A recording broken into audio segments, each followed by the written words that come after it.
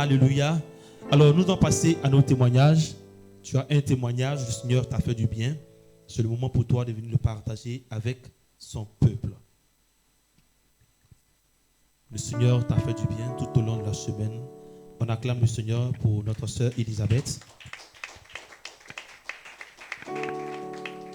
Alléluia. Je vais dire merci à Dieu de Maman Konaté aujourd'hui pour tout ce qu'il a fait pour moi. Et je vais dire merci à Maman aussi pour tout ce qu'il a fait pour moi.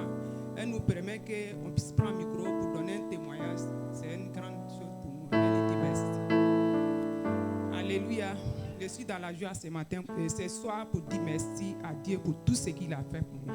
Il faut dire, il y a une année, j'ai traversé un moment. Vraiment, c'était pas compliqué, c'était pas facile pour moi. Un problème que j'ai traversé. Mais avec la prière de maman, je suis venu la voir pour l'expliquer. En tout cas, elle a prié pour moi. Elle a prié pour moi. En tout cas, je suis parti. Dieu a fait grâce pour moi. Mais quand j'ai trouvé la maison, vraiment, les prix qu'ils ont dit, c'était pas compliqué. C'était pas amusement. Vraiment, ça me dépassait. Moi-même, le prix de la maison même dépasse mon salaire par mois. Vraiment, c'était compliqué. Donc, je suis venu, à chaque fois, un jour, je suis venu et dit, ah, Dieu là, il est capable de faire. Parce que où j'étais, on me chasse, on dit de quitter dans leur maison, on me faisait tout. Vraiment, je ne savais pas où je vais partir. Donc, je dis à Dieu, si tu as permis que le prix est comme ça, il faut me donner moyen, je vais payer. Donc, Dieu m'a aidé. Ouais. Quand j'ai trouvé maison, l'argent qui était dans ma main, c'était juste, les cautions aussi, c'était juste. J'ai dit, ah ça, c'est que c'est la volonté de Dieu. Donc j'ai pris, j'ai donné caution, on a déménagé. Avec la prière jusqu'à... Je suis venu un jour, j'ai dit à Dieu, vraiment, le prix là, ça me dépasse. Mais je vais te parler. Je sais que Dieu là, il est ici. Tout ce que je dis là, il m'entend. Donc je suis venu te parler. Que tu touches le cœur des propriétaires de la maison pour qu'on puisse diminuer la maison.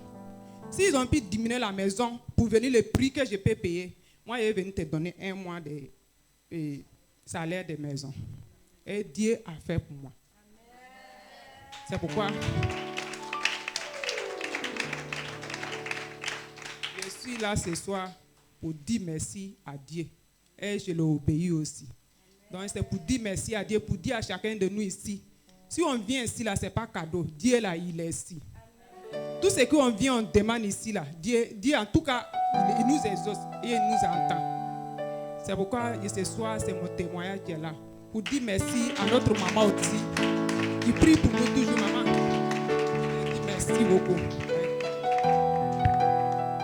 Acclame bien le Seigneur.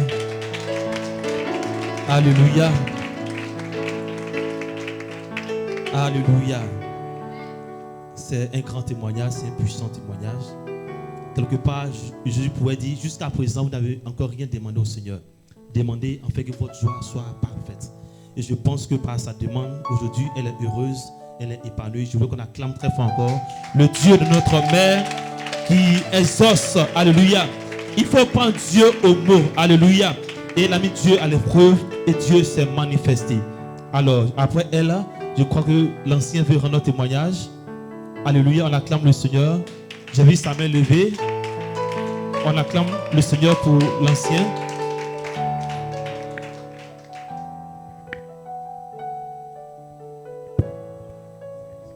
Alléluia. Amen. Je voudrais dire merci au Dieu de notre maman. Parce que avant qu'on arrive à Bénéville ici, nous étions dans d'autres églises. Nous avons été dans d'autres églises. Bon, souffrez que je dise le nom de l'église, parce que ce qui s'est passé dans cette église-là n'était pas vraiment catholique. Dieu merci, nous sommes venus à la retraite, nous avons changé de camp. Mais quand nous sommes arrivés, nous nous sommes assis et puis nous avons ouvert les yeux. Mais comme nous étions tellement attachés à la radio à Lobé, chaque fois qu'il y a des émissions chrétiennes qui passaient, donc nous on écoutait. Et puis Dieu même nous a dit, celle qui est en train de prêcher là, retenez son numéro, vous allez l'appeler. Alléluia. C'est comme ça, nous avons appelé maman. Et ce jour-là, maman n'était pas là. Mais elle nous a recommandé à notre sœur, l'évangéliste Victoire. Mais quand Victoire même venait même vers nous-mêmes, on dirait qu'elle nous connaissait avant. Déjà, on a dit que nous, on est déjà fondés. Alléluia.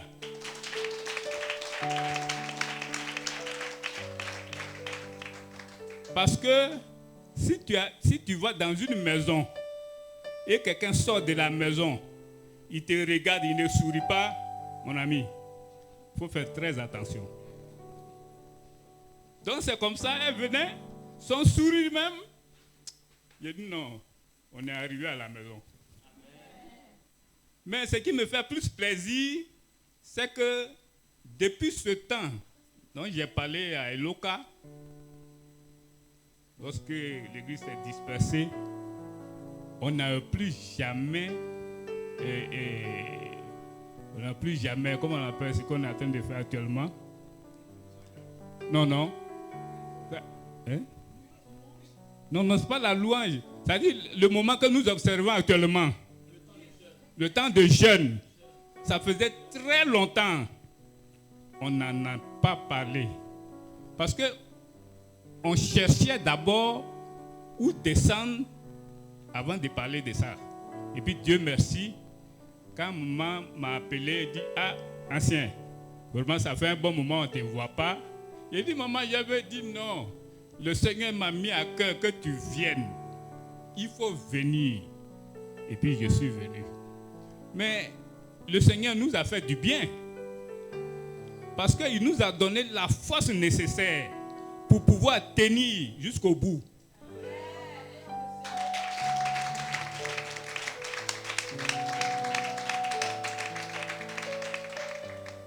Ma fille qui est avec nous, Géraldine, elle dit, ah d'accord, autant pour moi, que Dieu soit loué. Donc, elle m'appelle, papa, toi et maman là, ça va? J'ai dit oui, ça va. Elle dit, mais vous gênez? J'ai dit, ma fille, nous-mêmes on s'inquiète pour toi-même.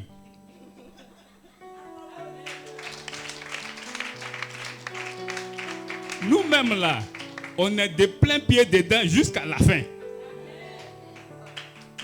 Alléluia. Et c'est comme ça.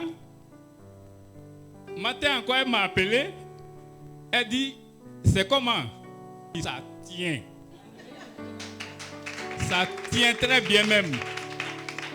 Et chez toi? Elle dit oui. Il dit, mais vous allez partir? Non, il dit, hey, ça là, même quand tu dis comme ça, c'est comme un jour même. On est là-bas. On est là-bas. Parce qu'aujourd'hui, c'est l'apothéose. Quand c'est l'apothéose, on dit aujourd'hui, c'est la finale. Et puis toi, tu restes à la maison. Et puis on va venir te raconter ça.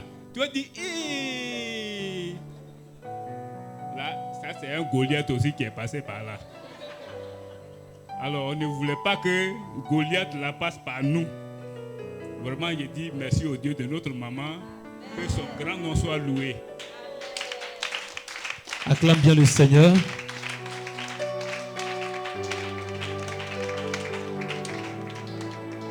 Quelqu'un d'autre a un témoignage? Quelqu'un veut dire merci au Seigneur? Alors la chambre Jessica d'abord. Alléluia.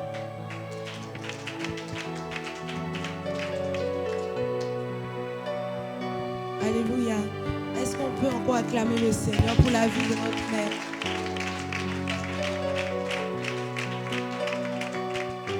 Ce soir, moi aussi, je veux être reconnaissante à Dieu par rapport à ce temps de jeûne que nous avons passé. Je ne peux pas me taire et partir sans dire merci à Dieu. Vraiment, j'ai observé tous les jours et j'ai beaucoup prié pendant ce temps de jeûne. Et mon témoignage ce soir, c'est que l'Éternel a entendu ma prière et s'est révélé à moi par un songe pendant ce temps de jeûne. Et raison pour laquelle ce soir, je veux lui rendre toute la gloire. Car ce moment-là, je sais que c'est lui qui a inspiré ce moment. Et ce moment m'a fait beaucoup, beaucoup de bien. Et je sais qu'à la sortie de ce temps-là, j'aurai encore des témoignages et des témoignages encore à rendre. Alors ce soir, je veux dire merci à Dieu et aussi je veux dire merci à maman. Acclame bien le Seigneur. Alléluia.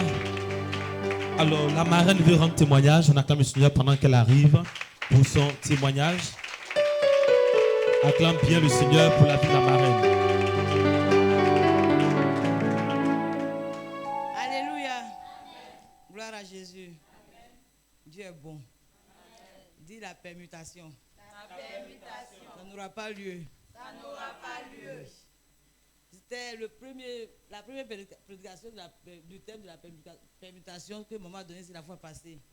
Il faut dire que pour venir, c'était tout un problème, c'était un combat. J'étais couché, je dis, moi je suis fatigué, matin je suis parti à l'église de l'autre côté. Venir encore, bon, j'ai dormi un peu.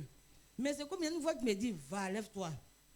Bon, au départ, j'avais expliqué un peu l'histoire moi, mais il y a longtemps, peut-être 2 semaines, 3, un mois même, je lui parlais plus du sujet du travail. Je ne parlais plus même. Donc peut-être qu'elle s'est dit que bon, tout va bien. Et je me suis levé, je viens, maman parle de la permutation. Oh, j'avais ce combat. Il y avait un contrat qu'on devait me donner. Le contrat, la dame qui est venue, elle veut travailler avec son équipe avec qui elle travaillait avant ailleurs. C'est elle qui veut donner le contrat, mais pas quelqu'un d'autre qui vient de rencontrer, de trouver sur place. C'était un combat. J'ai prié, j'étais inquiète. J'ai prié, j'étais inquiète. Mais après, bon, j'avais une assurance dans mon cœur. Et ce dimanche, je suis venue encore. C'est comme genre, elle et moi, on a causé. Entre, il n'y a pas eu de causerie, il n'y a pas d'appel, rien. Et il parle de la permutation. Il veut changer ton dossier. Il y a une permutation, j'ai refusé. Je me suis couché sur l'hôtel. J'ai refusé ça. On m'appelle, quelques jours après, on me dit non, il y a des travaux à faire. Je dis, ah Seigneur. En tout cas, tu es bon. On m'appelle, on dit non, il y a des travaux à faire. Il dit, ah Dieu merci, il n'y a pas de problème. Et l'autre dame là, il dit non, il faut laisser qu'on l'appelle, ne décroche pas. Il dit, ah, il dit oui, elle ne décroche plus nos appels, c'est pas pourquoi. Attends, c'est une très grande entreprise, imprimerie. C'est-à-dire que ce qu'ils ont même, je n'ai pas. Qu'elle ne décroche plus les appels. Il dit, Seigneur, la permutation n'a pas eu vraiment lieu. Eh bien, avant ça encore, je vais vous encourager à chaque fois quand il y a des actes à poser dans la maison de Dieu. Quand on dit il y a la fête des femmes, quand il y a quelque chose à faire, à moins que tu n'as pas d'argent, même le peu que tu as, il faut donner. Et quand on donne, arrêtons de murmurer. Quand on donne, on ne donne pas à un être humain. On donne à Dieu. On le fait pour le Seigneur. Et quand on le fait aussi, restons dans la fidélité avec Dieu. C'est que nous soyons fidèles auprès de Dieu, envers Dieu. Parce que la Bible dit quoi? Ce n'est pas parce que les mains de Dieu sont courtes pour nous bénir, ni ses oreilles dures pour nous entendre, mais c'est à cause de nos péchés. Parce que souvent, on pose des actes, on fait des offrandes, et on va pécher. On vit n'importe comment. Et puis après, on vient accuser Dieu. Non, ce que j'ai fait là, depuis Dieu ne me voit pas. Dieu te voit. Mais le péché dans lequel tu vis là, c'est difficile pour Dieu de te bénir. C'est difficile pour Dieu de te bénir. Il ne sert à rien de donner ton offrande et puis venir aller pécher à côté et venir dire encore, moi, depuis que je suis dans la maison, Dieu il ne voit rien. Je vous assure qu'on a fait la fête des femmes. Et je suis sorti ici. C'est parce qu'il n'y avait pas l'argent. J'ai l'argent, mais c'était sous papier. J'ai travaillé, les clients ne m'ont pas encore payé. Le peu que j'ai réservé pour nourrir, vu qu'à la fin du mois, bien 2 mois, c'est ça que j'ai pris pour investir dans la fête des femmes. Il n'y avait plus rien sur moi. C'était difficile. Quand directrice d'entreprise te dit c'est difficile, est-ce que c'est difficile? Il n'y a plus rien en banque là-bas pour dire non, tu as compté sur pour payer transport parti. Mais j'ai appris à ne plus me lamenter. J'ai appris aussi à ne plus. Non, je viens de donner, Seigneur. Pourquoi est-ce que j'ai. Non. J'ai dit, c'est à Dieu que j'ai donné. Quel que soit ce qui va m'arriver, c'est à Dieu que j'ai donné. Je vous assure, de décembre, jusqu'au jour du. Comment ça semble là? Février, du 15 février, nous sommes là. Je n'ai pas manqué d'argent. Je n'ai pas manqué de clients. Je n'ai pas manqué de Dieu a fait.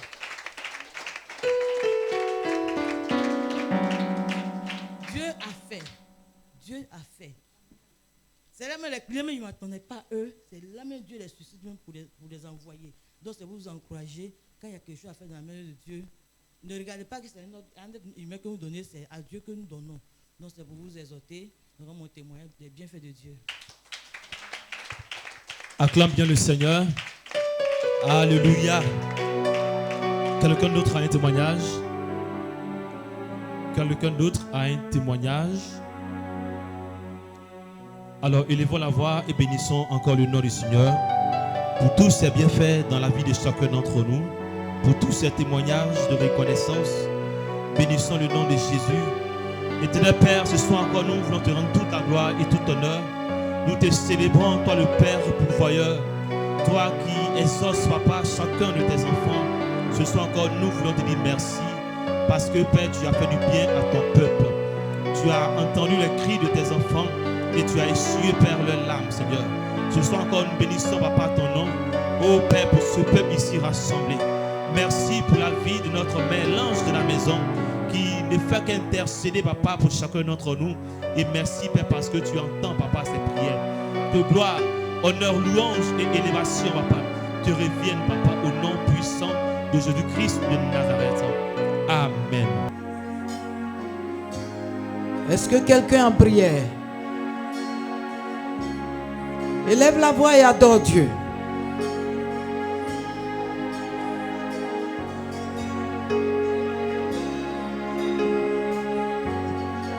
Élève la voix.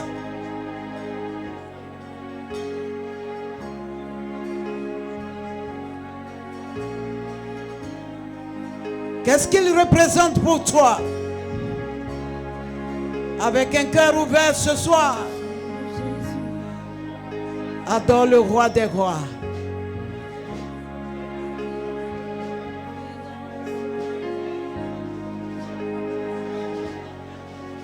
Emmanuel, il est au milieu de nous ce soir. Il va agir d'une manière exceptionnelle, extraordinaire. Ce soir, la voix de la terre à la croix, payé pour moi, de la croix jusqu'au tombeau, et du tombeau jusqu'au ciel, je loue ton nom éternel.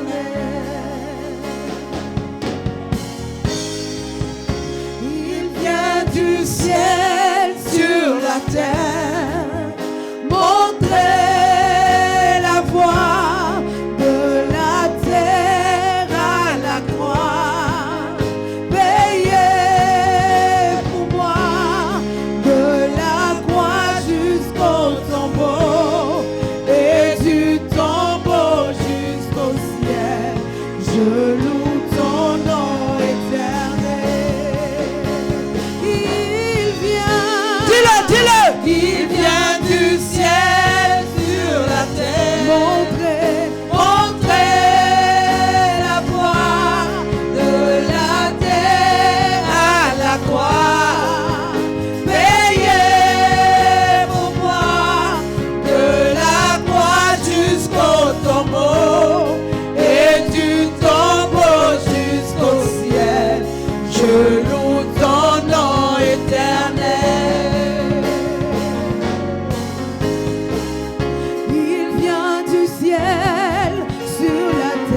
Est-ce qu'on peut aller en reggae? La voix de la terre à la croix, payer pour moi de la croix jusqu'au tombeau et du tombeau jusqu'au ciel, je loue ton nom éternel. Il vient du ciel sur la terre.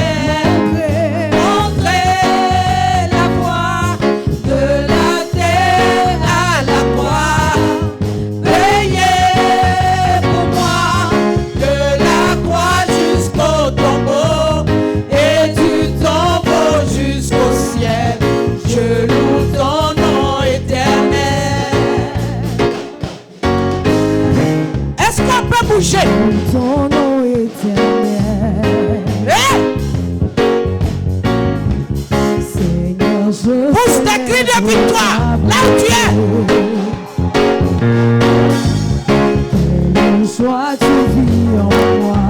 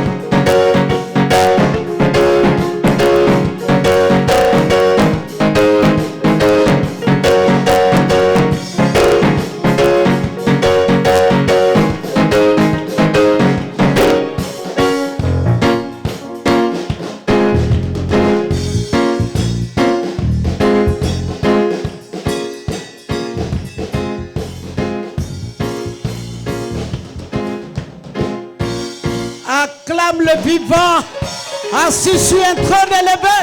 Acclame-le. Célèbre Jésus-Christ de Nazareth. Ce Dieu merveilleux qui ne cesse de nous faire du bien chaque jour, chaque instant dans ce ministère. Pousse des cris de victoire et de triomphe.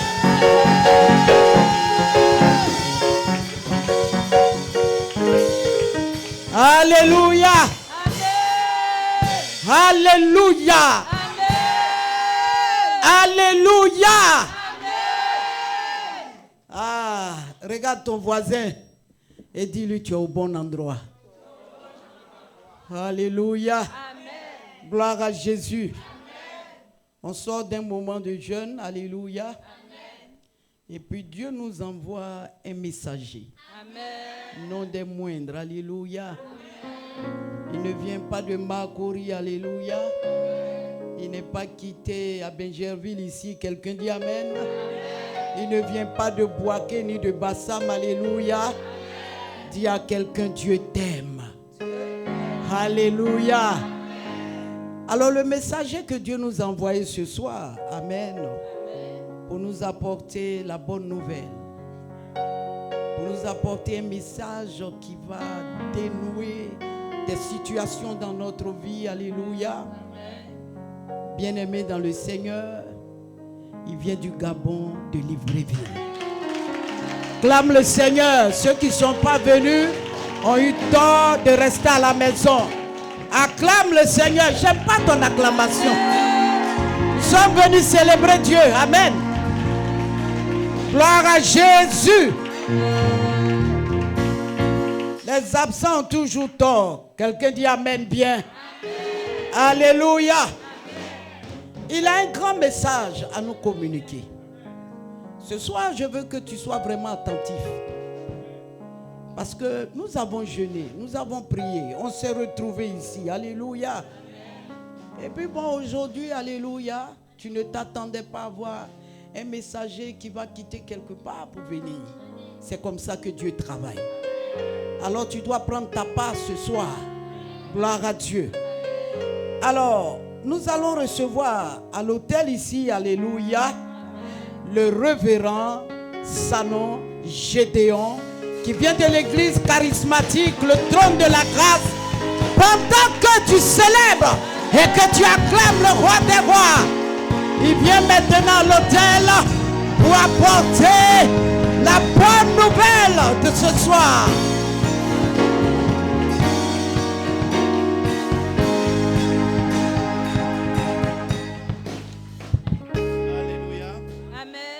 Alléluia. Amen.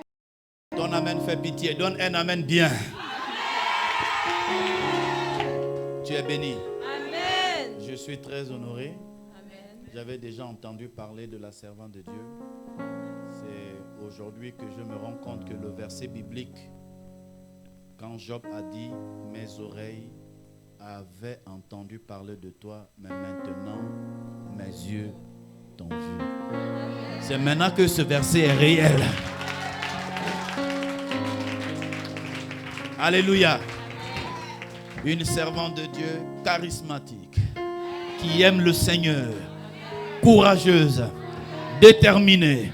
Est-ce qu'on peut acclamer Dieu pour sa servante?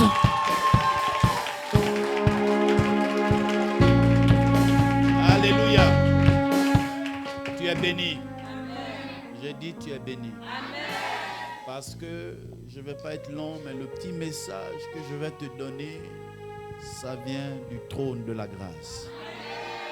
Et si tu saisis la portée de ce message, ça t'arrivera. Le Seigneur Jésus dit, du fumier, il relève le pauvre et il le fait asseoir à la table des grands. Il y aura un changement de position. Tu passeras de la position abaissée à une position élevée. Amen. Amen. On m'a toujours dit que je ne chante pas bien, mais ce n'est pas grave. Comme c'est pour le Seigneur, j'insiste. Tu es digne de recevoir m'aider? De recevoir la gloire, tu es digne. Il est digne, Jésus. De recevoir la gloire, tu es digne. De recevoir la gloire, tu es digne. De recevoir la gloire, tu es digne. De recevoir Donc Jésus est digne, il est digne. de recevoir la gloire, tu es digne. Il est digne d'être célébré. De recevoir la gloire, je veux chanter tes louanges, Il mérite d'être célébré, Jésus. Je veux louer ton Saint-Nom, agneau de Dieu. Je veux chanter. Chante avec moi, Jésus. Chante. Célèbre Jésus, il est digne d'être célébré. Louange Jésus. Ton Saint-Nom, agneau de Dieu.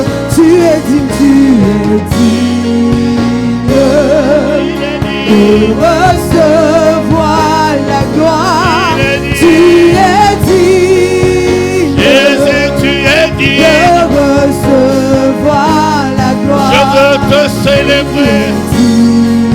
Tu es mon adonai. de recevoir la gloire, tu es digne.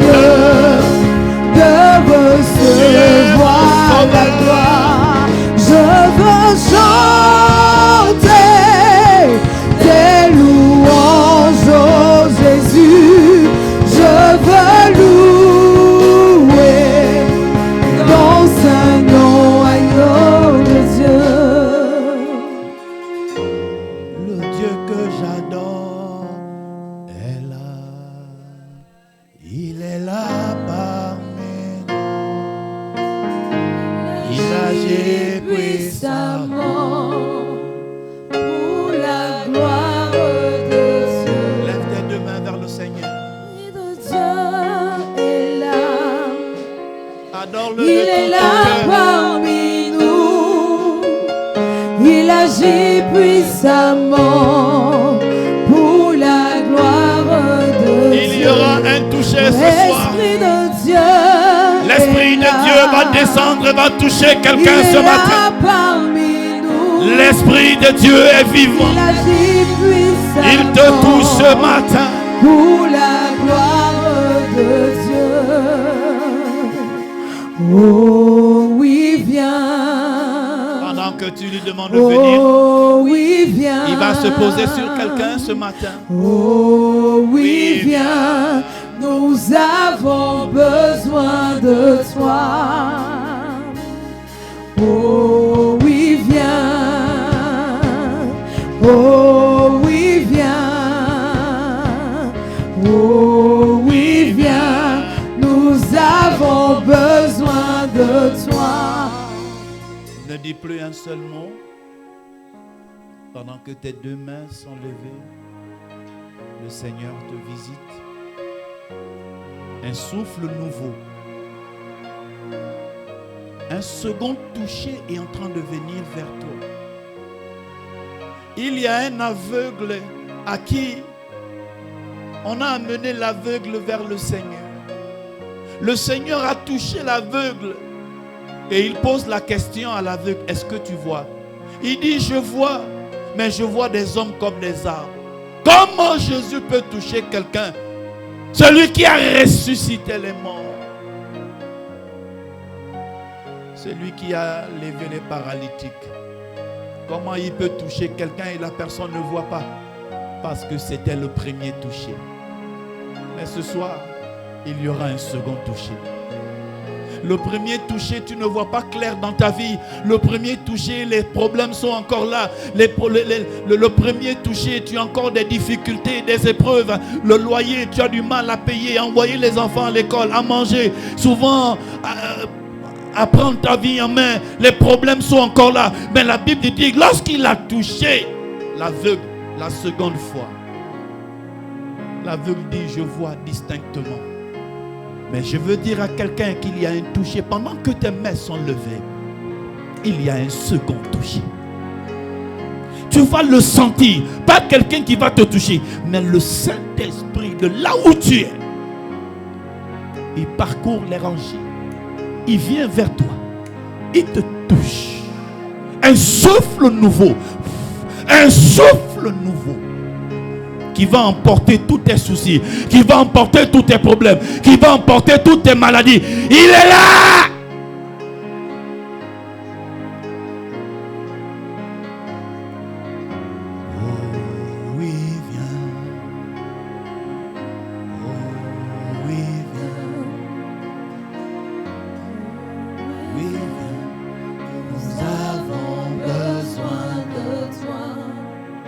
Dis-lui que tu as besoin de lui. Dis-lui que tu as besoin de lui. Tu as besoin du second toucher afin que tu puisses voir clair dans ta vie. Seigneur, ton peuple a soif de toi. Tes enfants ont soif de toi. Ils veulent te voir dans leur vie. Ils ont besoin de ce second toucher afin qu'ils puissent voir clair. Fais-leur du bien ce soir. Que toute la gloire te revienne. C'est en ton nom que nous avons prié avec action de grâce. Amen. Amen. Est-ce que quelqu'un peut acclamer le Seigneur? Si tu as encore les mains, acclame celui qui te les a données.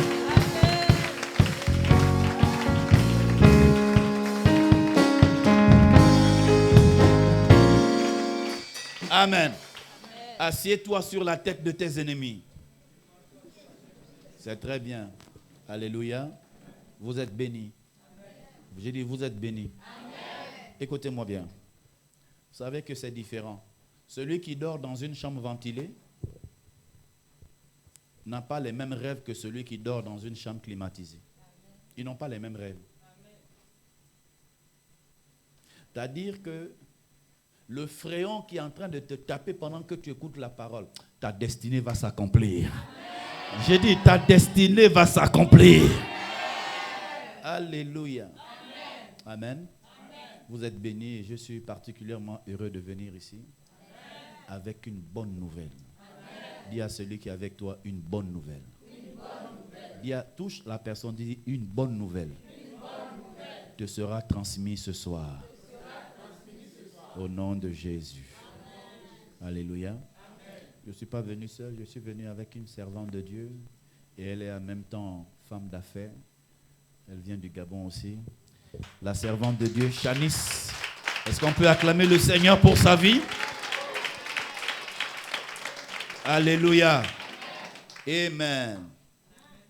Est-ce que quelqu'un ici a une Bible? Si tu as une Bible, prends ta Bible. Il vaut mieux avoir une Bible que d'avoir toute une chambre remplie de vêtements. Avoir un parking rempli de voitures. Tant bien que les voitures sont bonnes, il vaut mieux avoir une Bible. Parce qu'à l'intérieur, il y a des mystères. La voiture ne t'amènera pas au ciel, mais il y a des mystères à l'intérieur qui t'emmèneront au ciel. Amen. Ouvrons nos Bibles si tu as ta Bible.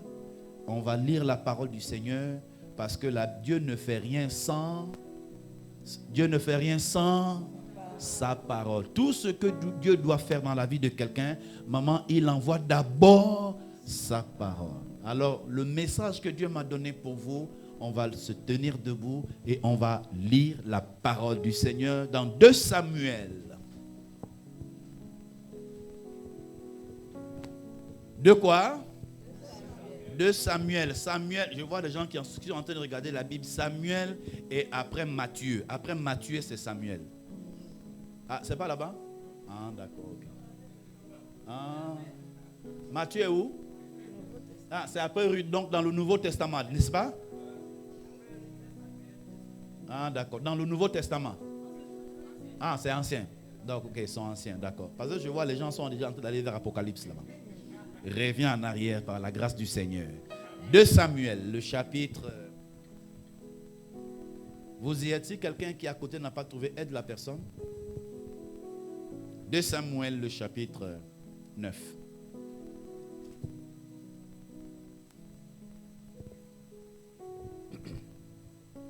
Vous y êtes? Nous y sommes. Tout le monde y est? Non, il y a d'autres qui fouillent encore. Aidez la maman. Maman, tu as trouvé 2 Samuel? Voilà. 2 Samuel, le chapitre 9. On va lire à partir du verset 1. S'il y a quelqu'un pour nous aider. 2 Samuel, chapitre 9, verset 1. À partir du verset 1. À partir du verset 1. Lisons la parole de Dieu avec respect. Je lis la parole de Dieu avec respect. David dit, reste-t-il encore quelqu'un de la maison de Saül pour que je lui fasse du bien à cause de Jonathan? Vous entendez ça? C'est un roi qui pose la question à un de ses serviteurs. Est-ce qu'il reste encore quelqu'un de la maison de Saül pour que je puisse lui faire du bien? Lis la lecture. Il y avait un serviteur de la maison de Saül, nommé Siba, que l'on fit venir auprès de David. D'accord. Le roi lui dit, es-tu Siba? Et il répondit, ton serviteur. Amen. Le roi dit, n'y a-t-il plus personne de la maison de Saül pour que j'use envers lui de la bonté de Dieu? Et Siba répondit au roi, il y a encore un fils de Jonathan. Il y a encore un fils de Jonathan. Perclus des pieds. Il est boiteux. Les 2 pieds, il ne marche pas. Continue. Le roi lui dit, même s'il est boiteux. Où est-il? Il est où? Moi, le problème, ce que je veux savoir, ce n'est pas qu'est-ce qu'il a, il est comment, il est blanc, il est noir, il est marron, il est métis. Ce n'est pas ça le problème. Il est où? Parce que je suis décidé à faire du bien à quelqu'un de la maison de Saül. Dieu, ce matin, ne cherche pas à savoir, tu es Bété, tu es Agni, tu es Djoula, Baoulé. Dieu ne regarde pas ça. Mais ce matin, il a vu ta souffrance. Il a vu ton cœur. Et il est venu te faire du bien. Continue, maman. Et Siba répondit au roi, il est dans la maison de Makir. Il est dans la maison de Makir. Fils d'Amiel. À Lo-debar. Le roi David l'envoya chercher dans la maison de Makir, fils d'Amiel, à Lo-debar. Et Mephibosheth, fils de Jonathan, fils de Saül, vient auprès de David. Tomba sur sa face. Il tomba sur la face du roi. Et se prosterna. David dit. Mephibosheth. Et il répondit. Voici ton serviteur. David lui dit. Ne crains point. Il dit ne crains point. Car je veux te faire du bien. Dis avec moi ce matin. Lève ta main droite comme ça. Dis avec moi ce matin. Éternel. Jésus-Christ. Fais-moi du bien. Amen. Le roi dit, est-ce que c'est toi qui s'appelle Mephibosheth? Il dit oui. Il dit ne crains pas. Si je t'ai fait venir. Ce n'est pas pour te faire du mal, mais c'est pour te faire du bien. Alléluia. Continue encore un peu la lecture, maman. Car je veux te faire du bien à cause de Jonathan, ton père. Oui. Je te rendrai toutes les terres de Saül, ton père. Attendez un peu. Je te rendrai quoi? Toutes les terres de Saül. Donc Saül est mort. Jonathan est mort. Et puis celui qui devait hériter de cette richesse se retrouve à Bobo derrière Raï. C'est même pas son devant. Mais il est à Bobo derrière. Si tu es encore devant, parce qu'on m'a dit le quartier le plus pauvre ici en Côte d'Ivoire, Abidjan, c'est à Bobo derrière Raï. Je ne sais pas, hein? C'est pas Bégerville, hein? Hein? D'accord. C'est à Bobo derrière Raï. Vous connaissez à Bobo derrière Raï? bien vous avez déjà entendu parler en esprit.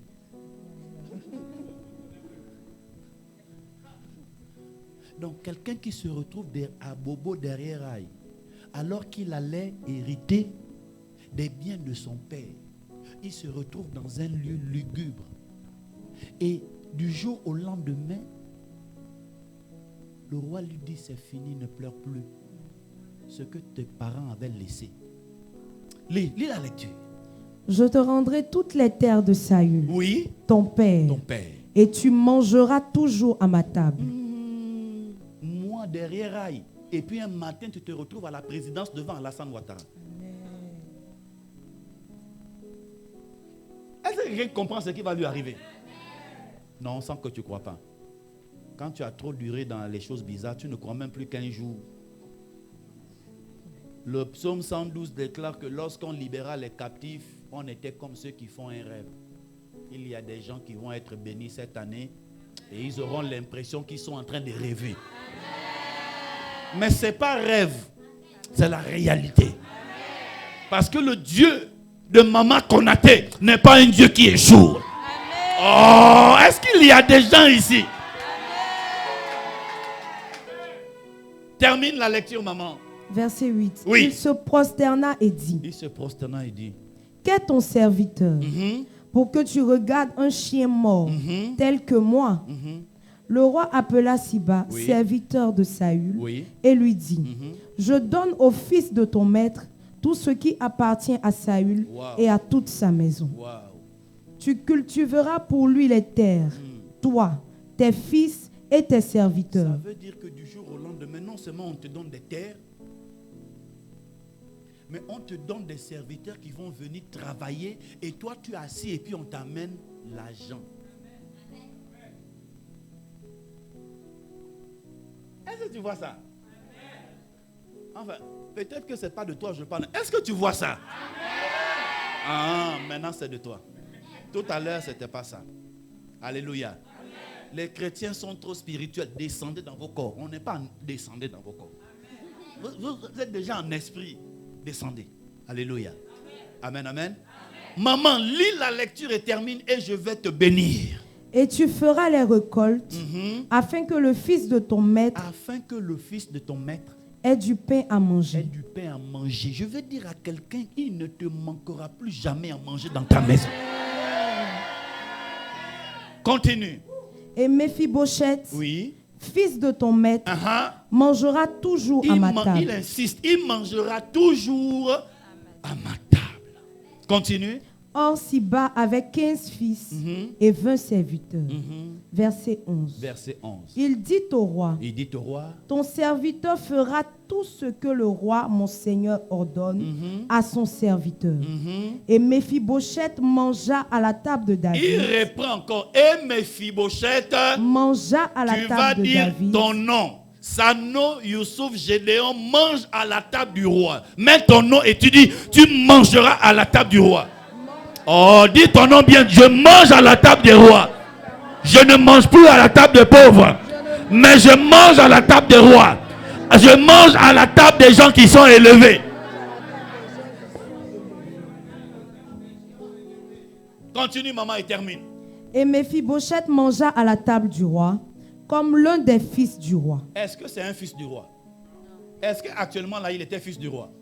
Il est fils d'un pauvre maintenant. Parce qu'il est pauvre. Il y a un autre roi qui est venu. Il s'appelle David. Son père et son grand-père qui était roi, ils ne sont plus là. Mais il dit, il mangeait à la table du roi comme s'il était son fils. Merci. C'est ça, maman? C'est terminé? Continue. Verset 12. Oui. Méphibosheth avait un jeune fils nommé Mika. Et tous ceux qui demeuraient dans la maison de Siba étaient serviteurs de Méphibosheth. Méphibosheth habitait à Jérusalem. Il habitait à Jérusalem. Car il mangeait toujours à la table du Ça roi. revient encore. Car il mangeait toujours à la table du toujours roi. à la table du roi. Continue. Il était boiteux des 2 pieds. Amen. Que Dieu bénisse sa parole. Assieds-toi sur la pauvreté. Voilà, c'est très bien. Quelle histoire? Une histoire merveilleuse, une histoire extraordinaire. Alléluia. Je vais juste vous donner la pensée du Seigneur et je veux vous bénir. Lorsqu'un homme de Dieu entre en contact avec quelqu'un ou lorsqu'un prophète rencontre des personnes, deux choses se passent. La première des choses, quelque chose s'arrête, et la deuxième des choses, quelque chose commence. Amen. Alléluia. Amen. Alléluia. Amen. Voici une histoire merveilleuse. Un homme qu'on appelle Méphibosheth. Méphibosheth, la signification de Méphibosheth fait référence à la honte. Donc Méphibosheth signifie honte, malheur, problème. Comme tu es là aujourd'hui, tu es assis là, je sais que ton nom a une signification. Et si tu ne connais pas la signification de ton nom, il faut chercher la signification de ton nom. C'est très important. Méphibosheth veut dire la honte. Méphibosheth n'était pas le fils d'un pauvre. Je vous pose la question, est-ce que l'enfant du président de la République peut être pauvre? Pourquoi? Pourquoi il ne peut pas être pauvre? Parce que son père est riche.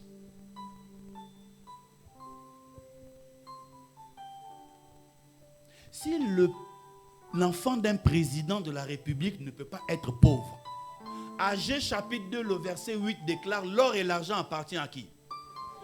Je n'ai pas entendu. L'or et l'argent appartiennent à qui? À Dieu. Donc Dieu, c'est lui qui appartient l'or et l'argent. Et nous, nous sommes ses enfants. Et nous, on est ses enfants et lui, il est notre père. Mais comment est-ce qu'on peut avoir un père riche et puis nous, on est pauvres? Est-ce que c'est normal? Bon, comment se fait-il qu'un chrétien peut être pauvre? Est-ce que c'est normal qu'un chrétien doit être pauvre? Maman, c'est pas normal. C'est comme si aujourd'hui vous croisez le fils du président de la République et puis il mange dans les poubelles. Vous allez vous dire non, il y a un problème.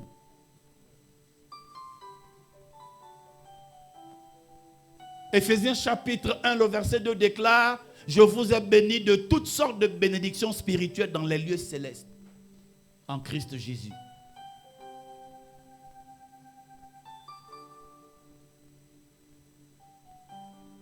1 Corinthiens chapitre 2, le verset 8 déclare, de riche qu'il était, il s'est fait pauvre. Donc Jésus s'est fait pauvre, afin que nous, toi et moi, nous soyons riches. Mais comment se fait-il qu'un enfant de Dieu peut manquer de tout? Envoyer les enfants à l'école, c'est un problème. Payer même son loyer, c'est un problème. Ça veut dire qu'à un moment donné, on est réduit à la mendicité, on est obligé, pour avoir quelque chose à manger, souvent même on va demander aux voisins. Ce n'est pas ton partage. Ce n'est pas ce que Dieu veut pour toi. Un chrétien n'a pas le droit de faire pitié. Un chrétien doit faire envie. Parce que la Bible déclare dans Matthieu, nous sommes le sel de la terre. Et nous sommes quoi? La lumière.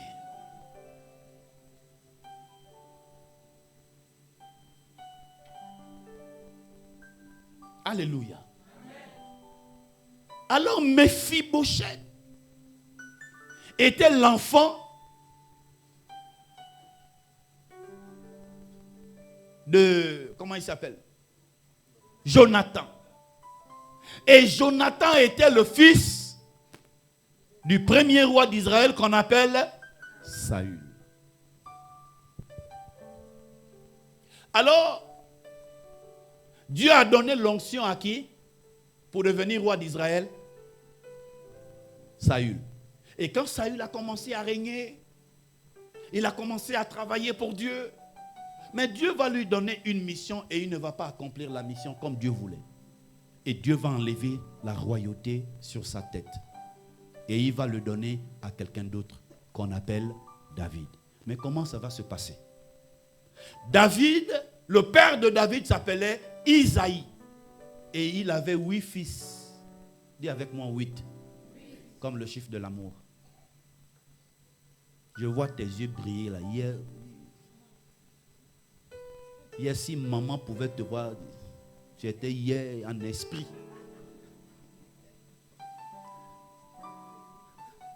Ça brille. D'autres même ont dit, d'autres ne sont pas venus parce que le champagne, peut-être ça a coulé hier. Je ne sais pas si c'est le champagne, si c'est Bangui ou bien. C'est que sûr, il y a quelque chose qui a coulé. Alléluia. Alors Dieu va dire à Samuel, va dans la maison d'Isaïe.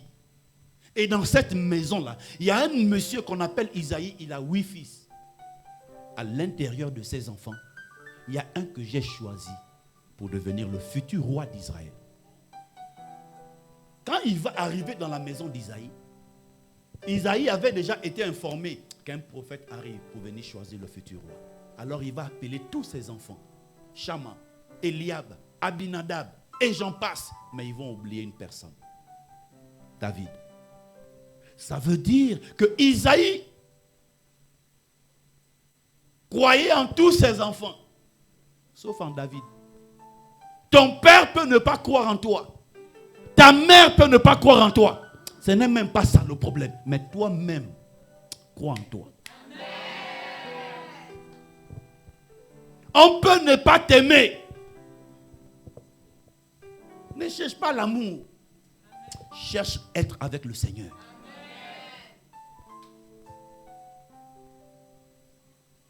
Il arrive dans la maison d'Isaïe. Comme vous êtes assis là, tous les enfants sont assis là. Il a mis les plus grands devant. Et puis Samuel arrive. Et puis Isaïe dit, voici mon fils Eliab. Lui là, il a le charisme d'être roi. Dès que Samuel se lève pour aller vers Eliab, le Seigneur lui dit, n'essaye même pas. Ce n'est pas lui. Il va vers Shama. Le Seigneur lui dit, c'est pas lui. Il va vers Abinadab, c'est pas lui. Il regarde tous les enfants. À un moment donné, il est fatigué. Il dit, mais Seigneur, on fait comment? Il pose la question à le prophète. Mais Dieu m'a dit, il y a un roi ici. Mais toutes les personnes vers qui je vais, on me dit, c'est pas ça. Alors maintenant, qui est le roi? Alors maintenant, Samuel va poser la question à David, à Isaïe. Est-ce que c'est tout cela tes enfants? Il dit non. Mais il y a un dernier, il sent mouton. Lui, son travail, c'est de garder les moutons. Il ne va jamais réussir dans la vie. Lui, sa vie est gâtée comme ça là. Mon frère, le thème de mon message de ce soir, ta condition n'est pas...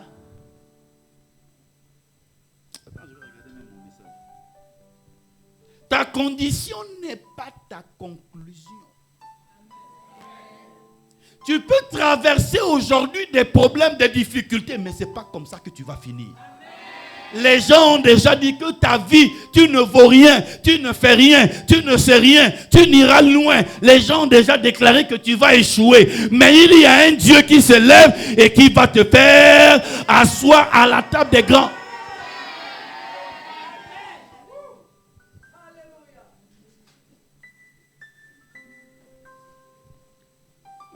Je vais poser comme question, c'est que quand vous mettez des enfants au monde, un vrai parent, lui, il veut voir la réussite de tous ses enfants. Comment tu appelles 7 et puis tu laisses 1? Mais c'est le 1 qu'on a laissé là. C'est lui dont la grâce était sur sa tête. Mets ta main droite sur ta tête. Il y a une grâce qui va descendre dans ta vie. Ton étoile va briller. Je dis, ton étoile va briller. Tu ne finiras pas comme ça. Ta vie ne finira pas comme ça. Tu iras de gloire en gloire. Tu iras de gloire en gloire. Je dis, ta vie ne finira pas comme ça. Tu ne finiras pas mendiante. Tu ne finiras pas pauvre. Tu ne finiras pas dans l'humiliation. Mais ta vie ira de gloire en gloire. Et je libère cette grâce dans ta vie ce matin. Au nom de Jésus. Assieds-toi.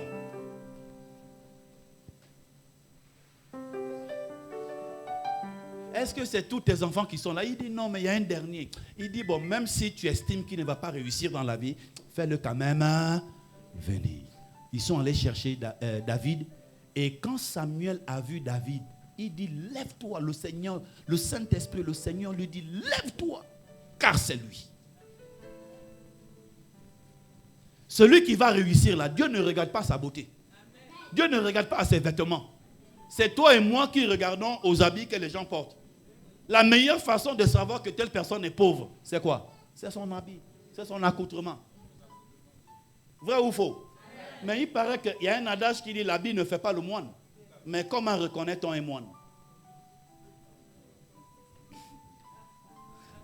Bon, l'habit qu'il porte là, ça ne fait pas le moine. Bon, pour reconnaître qu'il est moine là, on le reconnaît comment? C'est pas parce qu'il porte. On reconnaît un pauvre comment? On reconnaît un riche comment? Parce que tu le vois pour la première fois. Tu n'as jamais entendu parler de lui. Et puis tu le vois. Un jour dans la Bible, on a tué un homme qu'on appelle Joseph. On ne l'a pas tué, on l'a blessé, on l'a vendu. Et puis on a pris la tunique de 9 couleurs que son père lui avait fait, ce qui représentait les 9 dons. Et puis ses frères ont arraché. Ils ont tué un animal, ils ont versé le sang. Et puis ils sont allés montrer à leur père. Parce que Joseph aimait, comment il s'appelle? Non, Jacob aimait Joseph. Parce qu'il avait eu dans sa vieillesse. Le vieux là, il ne dormait pas. Hein?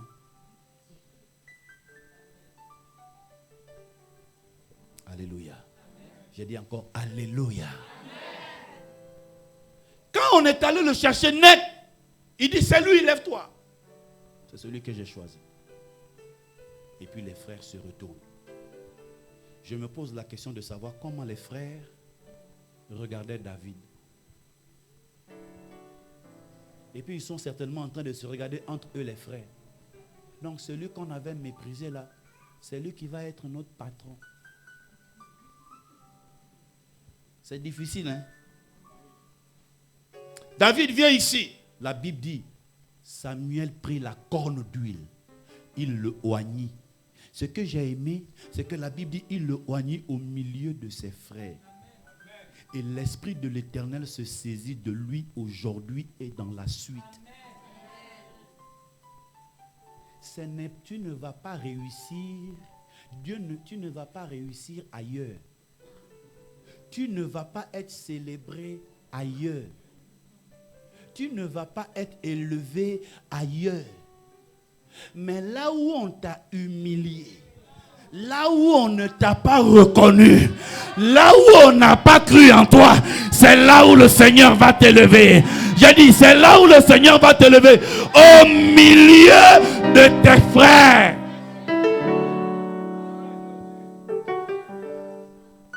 C'est maman, c'est pas ailleurs. Dieu ne va pas aller t'élever aux États-Unis. Maman, tu es richement bénie. L'année prochaine, à la même époque, quand je reviendrai ici, on fera une église, une très grande cathédrale, parce que le Seigneur va le faire. L'or et l'argent appartiennent à Dieu. Je suis arrivé ici, Dieu va bénir cette église et vous allez refuser des gens. Tellement ce sera rempli. Maman, Dieu ne va pas te prendre et puis il va aller t'élever aux États-Unis. Pourquoi? Qui te connaît même là-bas? Il doit t'élever au milieu de ceux qui n'ont pas cru en toi. Les gens dans ta maison qui t'insultaient, oh vaurien là, oh stérile là. Tu ne vas rien devenir là. Regarde, les autres sont en train de faire des bons sur toi, tu es là seulement. C'est là, au milieu de tes frères. Au milieu de tes parents, au milieu de tes ennemis. Voici pourquoi je vous en prie, ne priez pas pour que vos ennemis meurent. Vos ennemis, ne les tuez pas. Moi, je suis le seul peut-être sur la terre. Je prie, je donne longue vie à mes ennemis. Parce qu'ils doivent voir. Ils doivent me voir dans ma voiture. Ils doivent me voir dans ma villa. Ils doivent me voir monter dans l'avion. Tes ennemis te verront comment on va t'amener à la mairie. Ils verront je vais dire à quelqu'un, tes ennemis verront ta gloire. Je dis, ils verront ta gloire. Ils seront témoins de ton élévation. Assieds-toi sur la tête de tes ennemis. Dieu n'ira pas t'élever ailleurs. Là où on a méprisé David, c'est là où Dieu l'a élevé. Là où on a méprisé Joseph, c'est au milieu de ses frères que Dieu l'a élevé. Quelqu'un m'entend? Est-ce que quelqu'un m'entend? Mais la particularité, c'est que dès que David a reçu l'onction, qu'est-ce qu'il a fait? Il est reparti garder les moutons de son père. Parce que le temps n'était pas encore arrivé. Mais quand le temps est arrivé, David a pris le trône. Mais avant de prendre le trône d'Israël, quand Saül a appris que David est devenu roi, il a cherché toute sa vie à tuer David, à poursuivre David. David ne t'a rien fait. Ce n'est pas David qui a enlevé la royauté sur ta vie. C'est Dieu qui t'a donné et c'est lui qui a repris. Parce que tu lui as désobéi. Maintenant, c'est quelle histoire que tu cherches un jeune homme de 12 ans? Il t'a fait quoi? Vous allez vous rendre compte qu'il y a des gens qui ont de l'argent même dans votre famille. Mais ils sont toujours en train de mal parler de toi.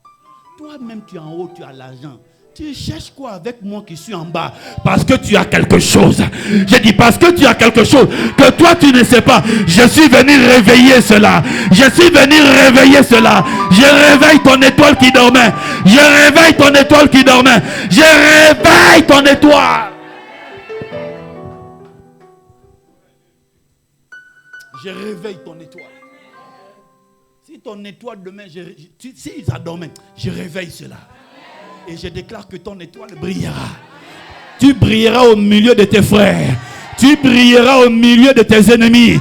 Tu brilleras au milieu de tes adversaires. Tu ne tomberas pas au milieu de tes ennemis. Ils seront spectateurs de ta gloire. Ils vont te célébrer. Ceux qui t'insultaient hier. Ma fille, viens. Il y a une grâce sur toi. Viens, viens, viens. Il y a une grâce. Il y a une grâce. Je réveille ton étoile. J'ai dit, je réveille ton étoile. J'ai dit, je réveille ton étoile. J'ai dit, je réveille ton étoile. Va t'asseoir tranquillement.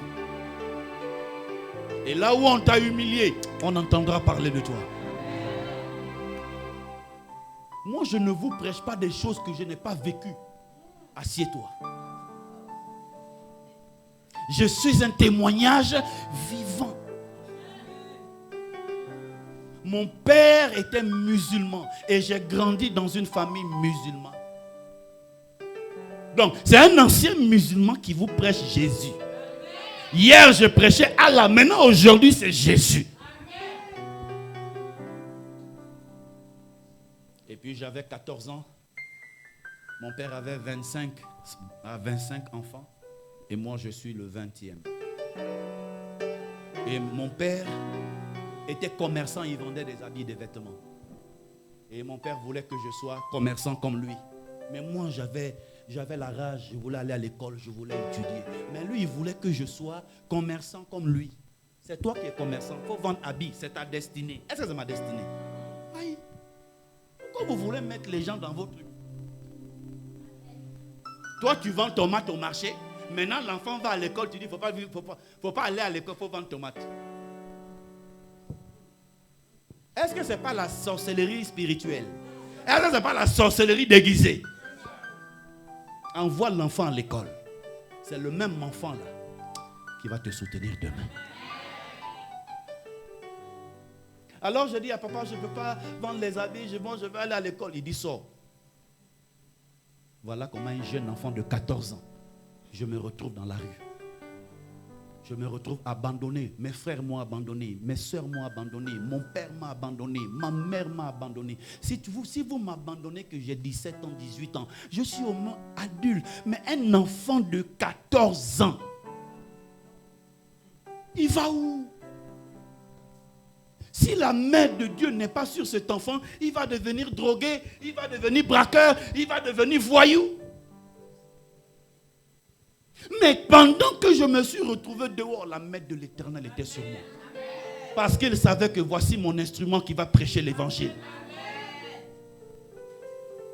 On peut vous rejeter aujourd'hui.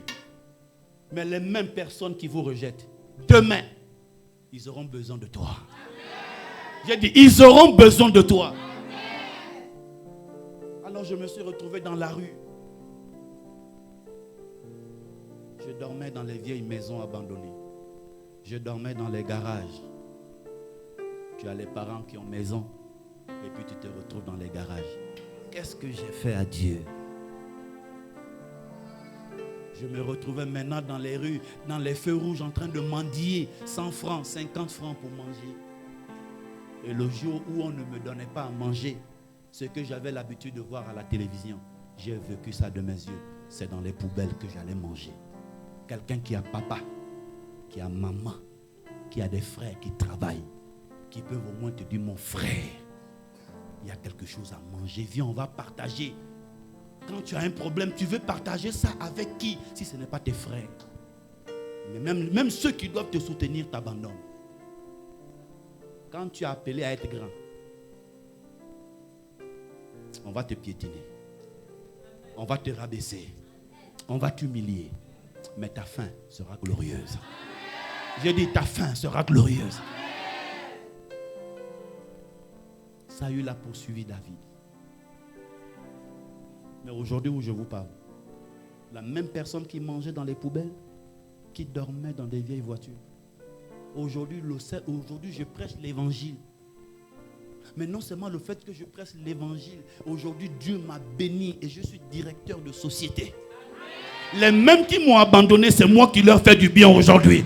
Je vais dire à quelqu'un, ta condition n'est pas ta conclusion. Ta vie ne finira pas comme elle a commencé. Ta vie ne finira pas comme ça. La grâce de Dieu te localise ce matin. Celui qui dit Amen, il sera élevé. Alléluia. Assieds-toi comme un roi, comme une reine. Ne t'assois pas en désordre. Alléluia. Amen, amen. Alors on cherche Saül. Saül cherche à tuer David. À chaque fois, vous savez quelle est la personne qui a fait du bien à David? Vous savez quelle est la personne qui a fait que David puisse à chaque fois échapper à la colère de Saül? C'était Jonathan. Jonathan aimait David. Donc quand Saül était en train de faire des complots et que Jonathan entendait, Jonathan allait dire à David, voilà ce que mon père a résolu de faire. Alors aujourd'hui, fais comme ça, cache-toi ici, voilà. Et comme David et Jonathan s'aimaient, la Bible va nous dire que Saül va mourir, Jonathan va aussi mourir.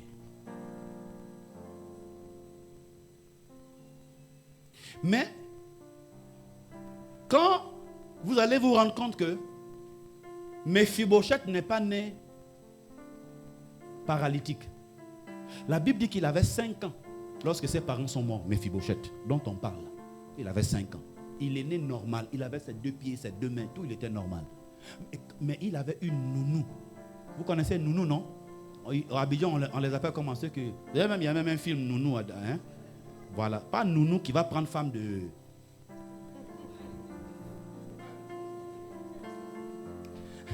Une maman au Gabon qui m'a dit, moi je suis fatigué, j'ai amené une nounou une fois, elle a pris mon mari.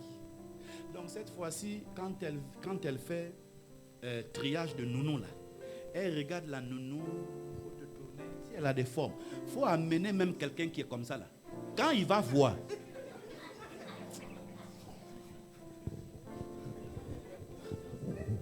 alléluia.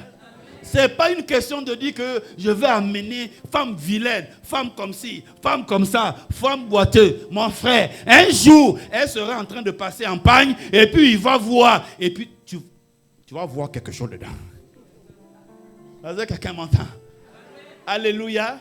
J'ai rigolé, j'ai dit non, faut pas, laisse ça. Si tu as un Dieu vivant, prie. Moi, quand ma femme sort, elle s'habille.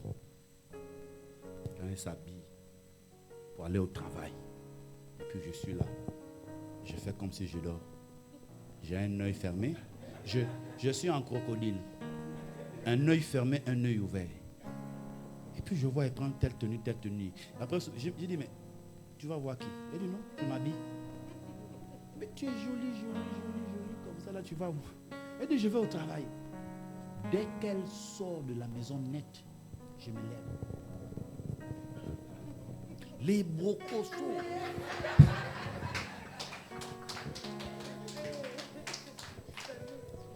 J'aveugle les yeux des gens qui vont la regarder pour la draguer. Je perce leurs yeux. Si Dieu souvent entendait nos prières là, il devait avoir beaucoup des aveugles dans la capitale.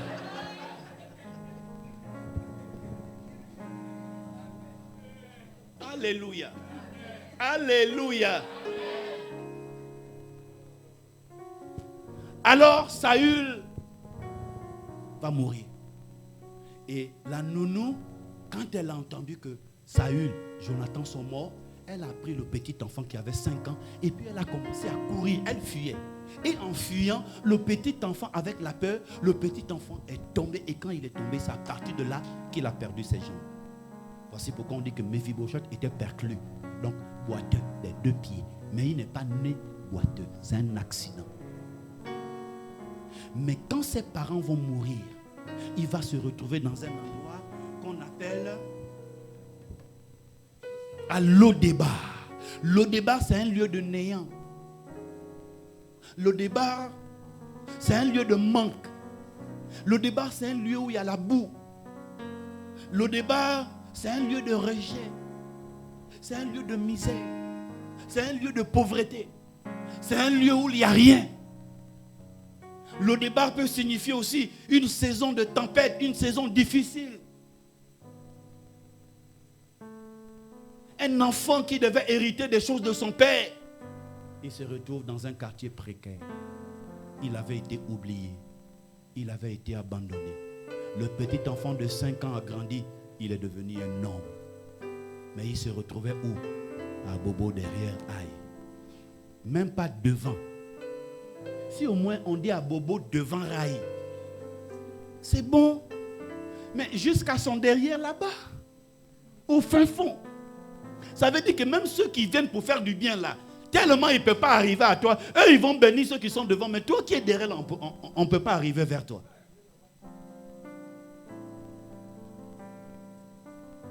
Et la Bible dit pendant qu'il était en train de se lamenter, comment est-ce que je peux souffrir quand il pense que son père était riche, son grand-père était riche. Aujourd'hui, je suis en train de manger avec les misérables. Il est en train de pleurer, il gémit, il souffre. Pendant qu'il est en train de pleurer, pendant qu'il est en train de souffrir, il y a des personnes, tu es ici dans ta maison, personne ne te voit dans ta chambre. Tu connais ce que tu vis. Il y a des moments, les larmes coulent seules, tellement les problèmes, les difficultés, les épreuves. Tu es en train de pleurer, tu souffres, tu te rends compte, tu te poses la question, mais est-ce qu'un jour Dieu est capable aussi d'entendre mes prières? Est-ce que Dieu aussi est capable de me voir? Est-ce que Dieu m'entend? Tu te poses la question, jusqu'à quand ma souffrance va durer? Jusqu'à quand je vais continuer à souffrir de la sorte? Jusqu'à quand? Est-ce que le Dieu qui bénit d'autres personnes, est-ce que lui aussi il est capable d'écouter mes prières? Il entend tes prières. J'ai dit, papa, il entend tes prières. Maman, il entend tes prières. C'est parce qu'il a entendu tes prières qu'il m'a envoyé ce soir. Te dire que ta condition ne sera pas ta conclusion. Ne laissez personne conclure votre vie.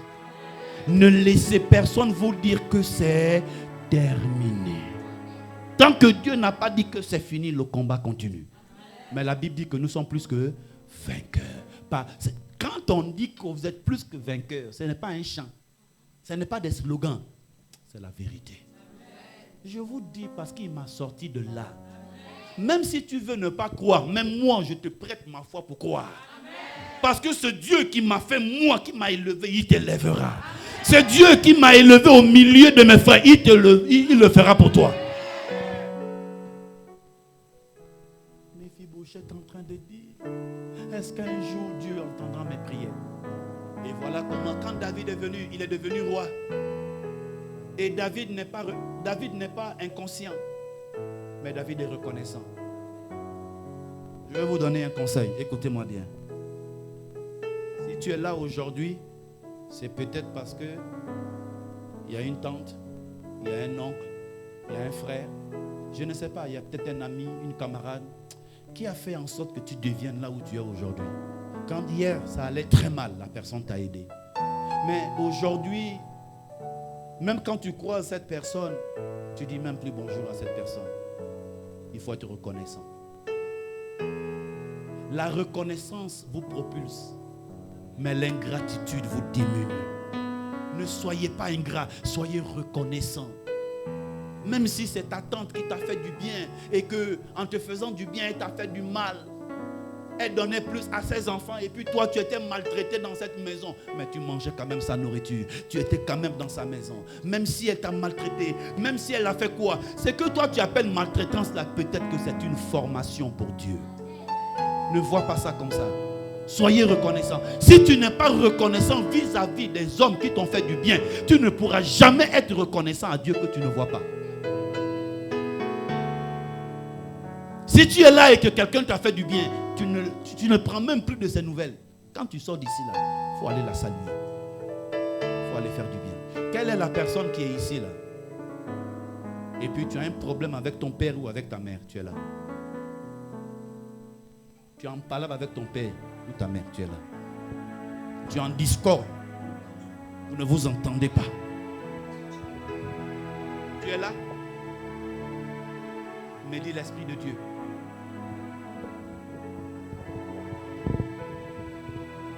Il y a 3 types de personnes sur la terre dont vous n'aurez jamais raison. Vous n'aurez jamais raison devant Dieu. 2. Vous n'aurez jamais raison devant votre père ou votre mère spirituelle. C'est impossible. Celui qui te dit que vous aurez raison devant maman, il est en train de vous tuer.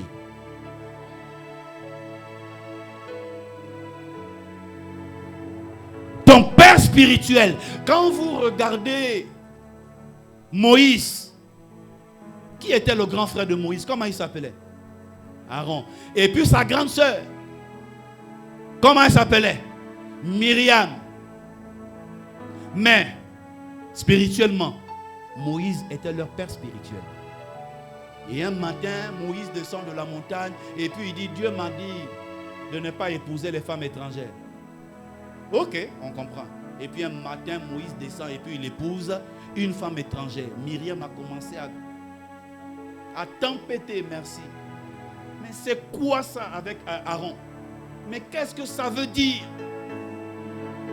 Est-ce que tu as le droit de faire ça? C'est toi qui es venu nous dire que Dieu a dit de ne pas faire ça. Et puis toi-même tu fais. Ça veut dire quoi? Est-ce que c'est par toi seulement que Dieu parle? Dieu a entendu. Et il était en colère. Mais en réalité, est-ce que Myriam et Aaron avaient tort? Ils avaient raison. Mais devant Dieu, on n'a pas raison devant notre père spirituel ou notre mère spirituelle. Celui qui te dit que tu peux avoir raison est en train de te tuer. La Bible dit qu'il a frappé qui? Myriam de quoi?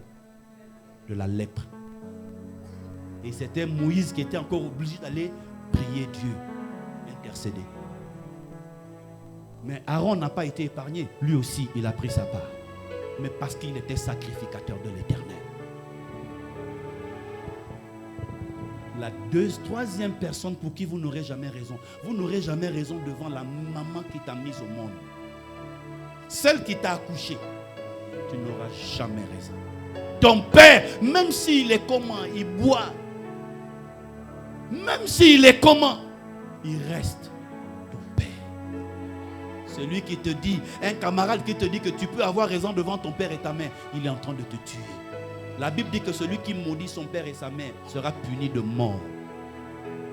Et l'une des promesses que Dieu nous a données, il dit quoi? Honore ton père et ta mère afin que tu sois heureux et que tu vives longtemps.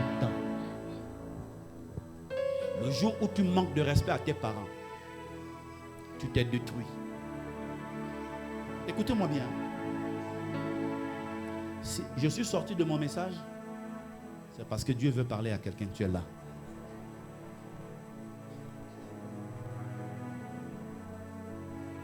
Il y a une jeune fille, sa mère l'a accouchée.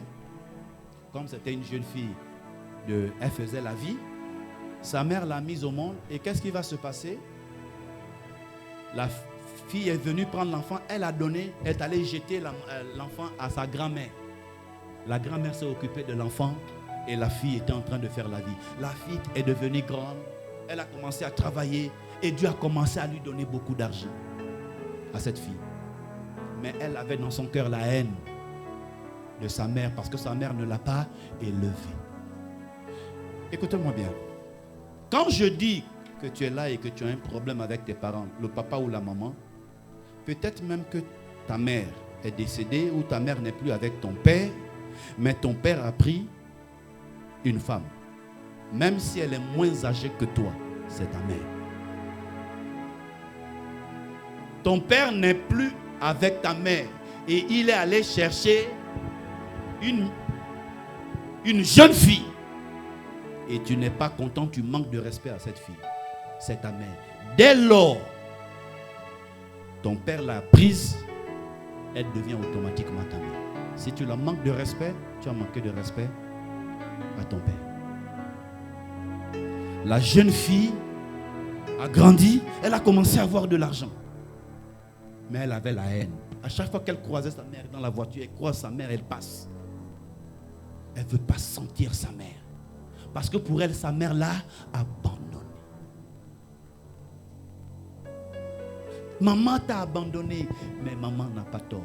Parce que nos parents qui nous ont mis au monde ne sont pas les modèles que toi et moi on veut. Des parents, on n'a jamais dit que tes parents seront des modèles. Mais on ne maudit jamais une source par laquelle on a été béni.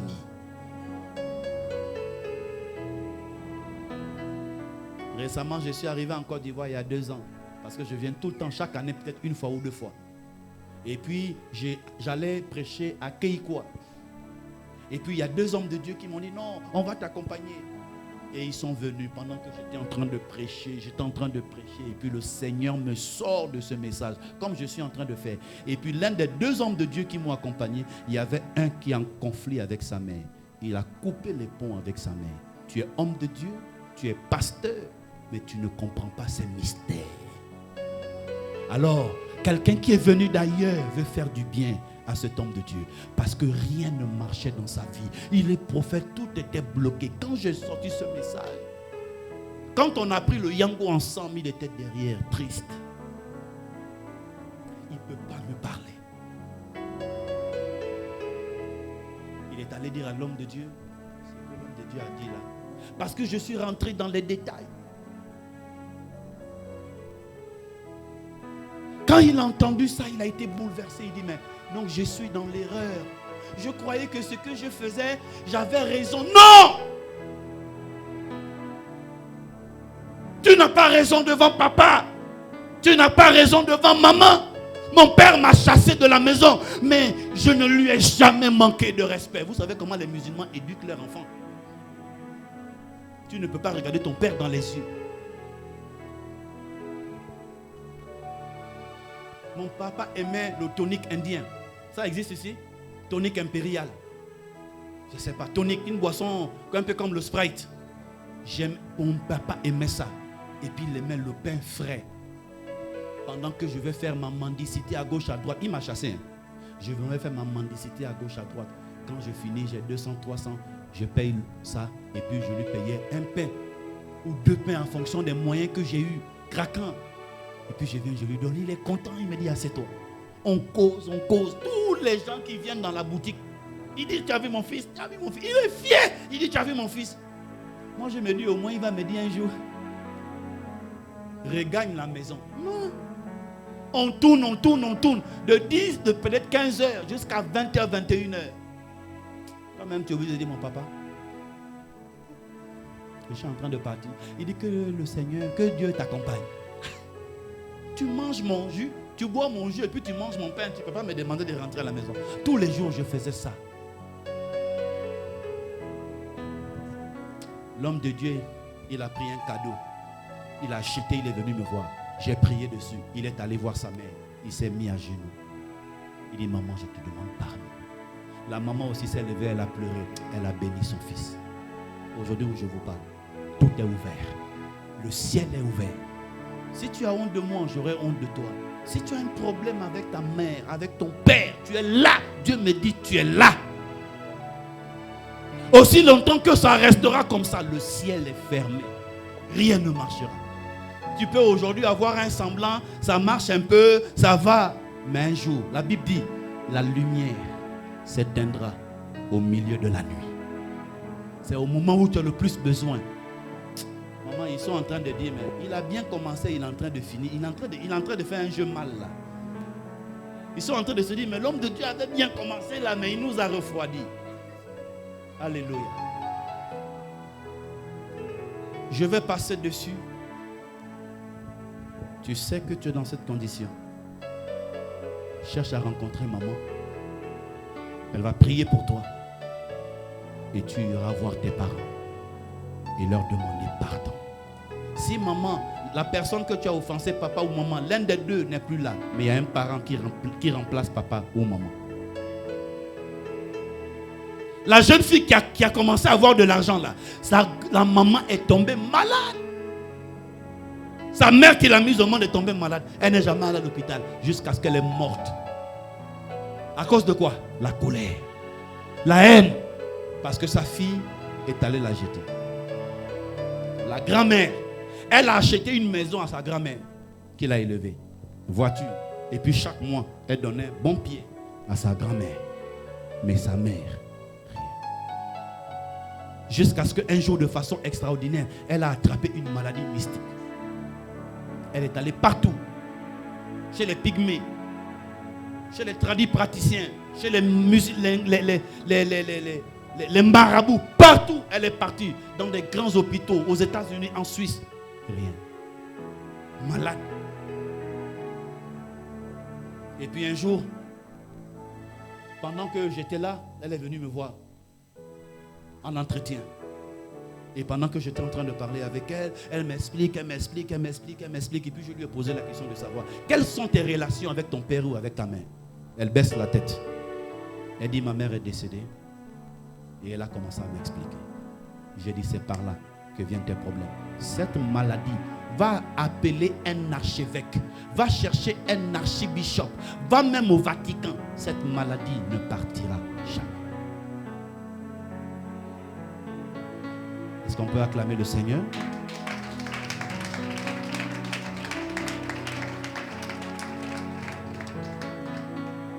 Regarde ce que je suis en train de voir. Elle a une étoile extraordinaire. Écoutez-moi et regardez bien là où cette fille va aller. Maman, tu viens la soutenir ou bien elle est aussi dedans? Ah, tu venais pour la soutenir. Elle va aller très loin. Mais les ennemis se sont levés, les ennemis de ton étoile se sont levés.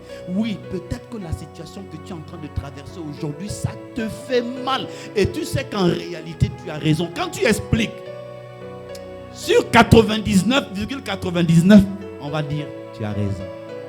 Mais ma fille, tu ne peux pas avoir raison. Dieu veut te faire du bien. Mais ton ciel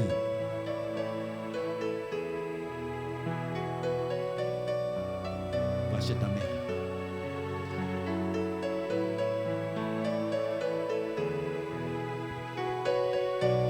Assieds-toi à côté, reste là à côté de ta mère.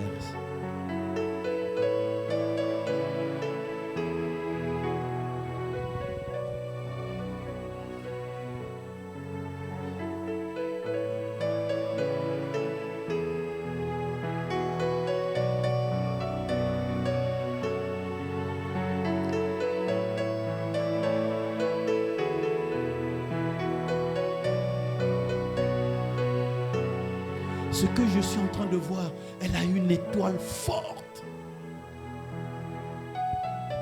Elle fera partie des personnalités les plus importantes même de cette nation. Je vois de l'or, les fibres d'or entre ses mains, mais le ciel s'est fermé.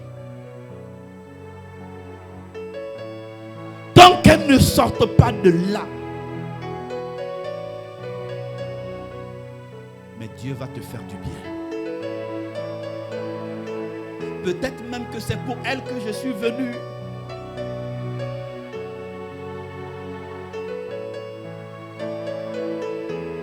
Alléluia. Tu es triste, il ne faut pas être triste. Va t'asseoir. Tu viendras expliquer à maman. Elle te donnera des directives. Même s'il faut que maman t'accompagne, que ce soit chez le papa ou chez la maman, la personne avec qui elle est en discorde pour aller ici à Abidjan, on dit Yaki. Hein? Quand on demande pardon, là, on dit quoi? Hein, Yaki? Dans d'autres langues, c'est la même chose, c'est partout comme ça. Allez se prosterner et demander pardon. Et c'est maintenant que la personne va ouvrir la bouche. Il y a des parents, une jeune fille qui était en ville. Elle n'allait jamais voir ses parents au village. Et puis à chaque fois que les parents se levaient le matin, vous savez, en Afrique, il y a 4 éléments que Dieu a utilisés pour créer la terre. L'eau, la terre, le feu et l'air.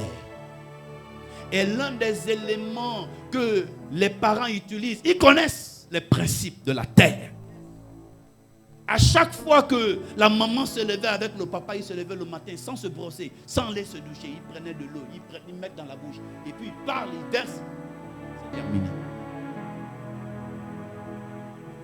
Et la fille était en train de mourir en ville. Jusqu'à ce qu'un jour, je ne sais pas qu'est-ce qui s'est passé. Elle dit non, je sens le désir d'aller voir mes parents. Et puis, un jour, elle a acheté des choses. Elle est arrivée au village. Les parents lui ont accueilli comme ça. La personne qui t'a dit de venir nous voir, c'est ton Dieu. Parce que dans les jours qui suivent, tu allais mourir. On ne joue pas avec les principes spirituels. On ne joue pas avec la Bible. On ne joue pas avec Dieu. Venez à l'église. Ne vous amusez jamais à ouvrir Psaume 150, le verset, le verset 105. Non, le psaume 119, le verset 105. Ne touchez pas à mes oins et ne faites pas de mal à mes serviteurs. Cette maman que vous voyez, vous n'aurez jamais raison. Quand vous quittez d'ici et vous allez ouvrir la bouche, la parole qui est sortie va fermer votre ciel. Si tu sais que tu es là et que tu as ouvert la bouche, un jour tu as parlé, trouve un temps. Maman, tu es au bureau? Non, j'ai envie de venir te saluer. Et puis quand tu arrives, balance-toi à ses pieds. Un jour j'ai parlé. Parce que Dieu, elle, n'a pas entendu ce que tu as dit. Mais le Dieu qu'elle sert a entendu.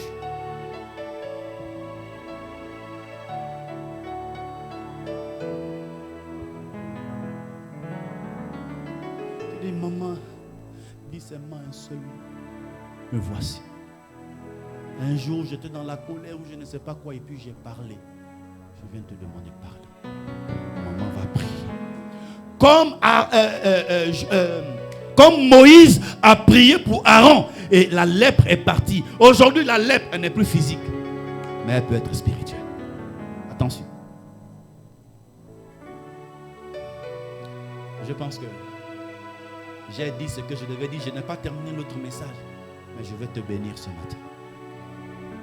Je pense que le Saint-Esprit a atteint son objectif. Il a fait ce qu'il devait faire.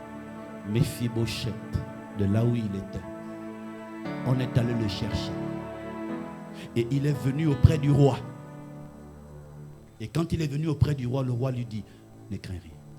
Je suis venu te faire du bien. Par mon message, Dieu veut te faire du bien. Dieu veut te faire passer d'une position humiliante à une position élevée. Mais je veux dire à quelqu'un, 2026, cette année qui vient de commencer ne finira pas. Mais il y a quelque chose qui va te poursuivre. La gloire de Dieu sera avec toi. La bénédiction va te chercher. Le travail que tu cherchais te cherchera. Le mariage que tu cherchais te cherchera. Le voyage que tu cherchais te cherchera. Le travail que tu cherchais te cherchera. Je veux dire à quelqu'un qui m'écoute au son de ma voix, Dieu change ta vie ce soir. Je dis, Dieu change ta vie ce soir. La vie de Mephibosheth. Et la Bible dit, Mephibosheth est devenu Il mange à la table du roi. La Bible dit, comme tu ne sais pas ce que le lendemain est capable de faire. La Bible dit, comme tu ne sais pas la femme qui est enceinte là, comment se forment les os dans le ventre de la femme enceinte, ainsi tu ne sais pas ce que Dieu fait. Alléluia.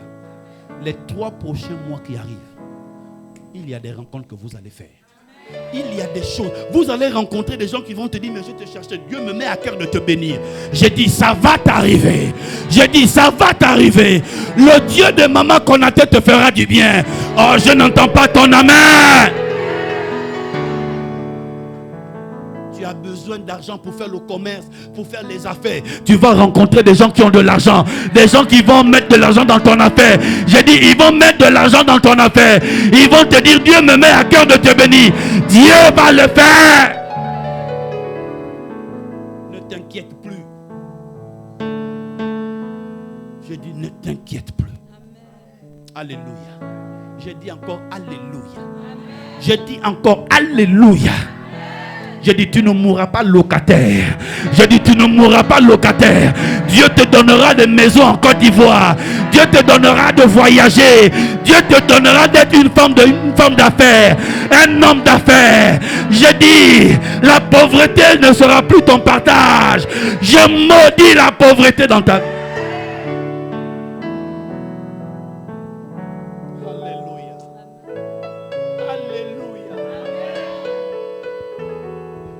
Bénisse. Que sa grâce soit sur vous. Alléluia. Alléluia. Je veux sceller juste cette prière avec toi. Je ne sais pas ce que Dieu va mettre dans tes mains. Je ne sais pas ce que tu as. Mais prends juste une offrande. Je ne t'ai pas demandé un montant. Mais prends une offrande. Que je te touche maintenant. Et que je libère la grâce de cette parole sur sa vie. J'ai dit, avant la fin de cette année, ton ciel va s'éclaircir. J'ai dit, ton ciel va s'éclaircir. Viens rapidement. Tu peux déposer ça même à mes pieds et que je te dise. Va avec la grâce. Viens rapidement. Va avec cette grâce, maman. Va avec cette grâce. Va avec cette grâce, maman. Va avec cette grâce, maman.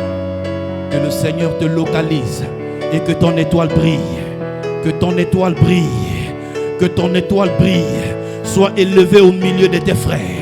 Au milieu de ta génération, que le Seigneur te fasse du bien, que la gloire de l'Éternel apparaisse sur toi. Tu sois la tête et non la queue. Ne sois jamais en bas, mais tu seras en haut.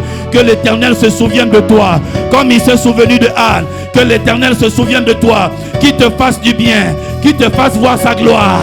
J'ai dit, il se fasse voir ta gloire. Non! Alléluia. Lève tes deux mains, je vais prier. Lève tes deux mains, tu es béni. Lève tes deux mains. Je me joins à l'onction de votre mère. Je me joins à la grâce de votre mère. Je me joins à l'ange de cette église pour libérer. J'ouvre ton ciel maintenant. J'ai dit, j'ouvre ton ciel maintenant. J'ouvre ton ciel maintenant. J'ouvre ton ciel maintenant. Si ton ciel était fermé, je déclare qu'il s'ouvre. Je déclare qu'il s'ouvre. J'ouvre ton ciel maintenant. Tout ce qui était bloqué soit débloqué. Tout ce qui était bloqué soit débloqué. Je débloque tes finances. Je débloque ton travail. Je débloque tes visas. Je débloque ton argent. Je débloque la grâce de Dieu dans ta vie. Les portes qui étaient fermées s'ouvrent maintenant. Et que Dieu te fasse du bien. J'ai dit que le Seigneur te fasse du bien. J'ai dit que le Seigneur te fasse du bien. J'ai dit que le Seigneur te fasse du bien. J'ai dit que le Seigneur te fasse du bien. J'ai dit que le Seigneur te fasse du bien. Et que sa grâce soit sur toi. Alléluia. Commence à rendre grâce à Dieu. Commence à bénir le Seigneur. C'est déjà fait. Commence à rendre grâce à Dieu. Remercie le Seigneur pour la grâce qu'il t'a fait. Remercie le Seigneur. Tu es béni.